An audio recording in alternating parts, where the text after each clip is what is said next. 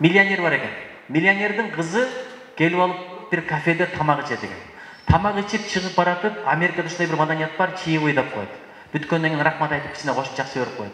Чыгып баратып, ошол жердеги официанттарга $100 карматып коюптур. Бул кичине чай ичип койгула деп. Арадан бир топ күн өтөт. Ошол кыздын атасы миллионер өзү келет, миллиардер, ошол кафеге. Сүйүнүшөт. Кызы $100 берсе, атасы эми Кудай кааласа bir 1000 болса да $500 берет го деп аябай кызматты кылат. Анан чыгып баратканда атасы мегеле деп туруп $10 карматкан экен. Анан таң калат, бул кандай, суроо берсек болот. Өткөндө кызыңыз $100 берди эле.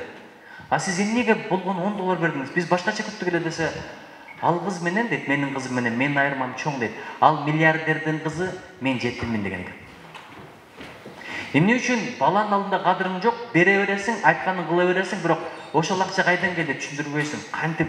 Менин атамдын бир сөзү бар эле. Ата 1 сом, ата 1 сом берчи десең, балам 1 сом деп айтпа мага, кана 1 тиын таап берчи дейт эле, кадимде ойлонот болчумун. Ошону менен атам акчаны кантип кыйналып таап атканын мен бала кезимде түшүндүм.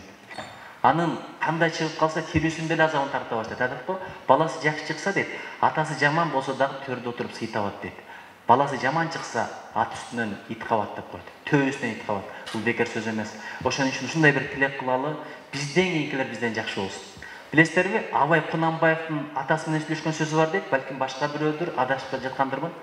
Ошондо айткан экен, ата мен сизден өттүп өткөн жокмунбу десе, балам азырынча өтө элексиң деп. Эмнеге десе, болбосо илими, билими, таанымалдуулугу, даңазасы, кылган эмгеги, коомдук ишмердүүлүгү асман менен жерде атасы менен.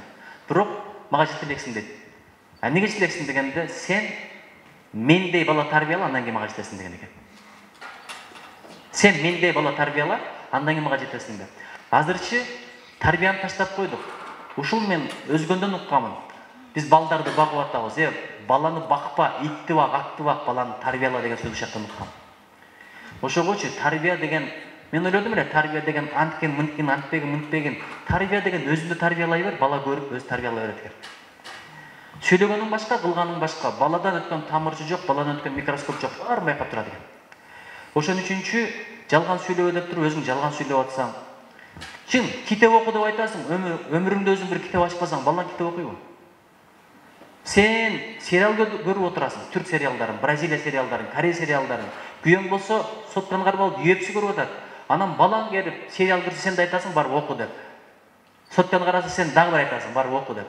Аны текшербейсиң деле. Кирип кетет, билгенин кылып атат. Мурда биз 17-18 жашта ойлонуп алып, эсибизден танып калган нерселерди жаш балдар 3 жашында соткадан көрүп түшүнүп атат азыр. Кулак менен топтогон, жылдап топтогон ыйман, билим көздөн бат эле чыгып кетет. Көз бир жагы эң чоң береке. Бирок каптын жыртыгындай. Эгерде капта жыртык болсо, ун салсаң, будай салсаң төгүлүп калат. Ошол сыяктуу, эгерде көзүң менен арам адалды көрө берсең, көздү аябасаң, сактабасаң, акыл менен топтогонуң, ыйман менен топтогонуң баардыгы акырын чыгып кетет экен. Эмне үчүн көз ажиздерди карасаң, телефонду жатка билишет. 5-600 телефонду. Анткени көз сактайт, жараткан зээнди берген, памятты берген, акылды берген. А биз болсо көз сактабай отуруп, азыр аялың телефонду билбейсиң, апаң телефонду жатка билбейсиң. Ошон үчүн мен суранат элем, балдарга тарбия берели, балдарга тарбия бериштин эң жакшы жолу өзүң ошол тарбияны өзүң алышың керек экен. Күн сайын адам бол.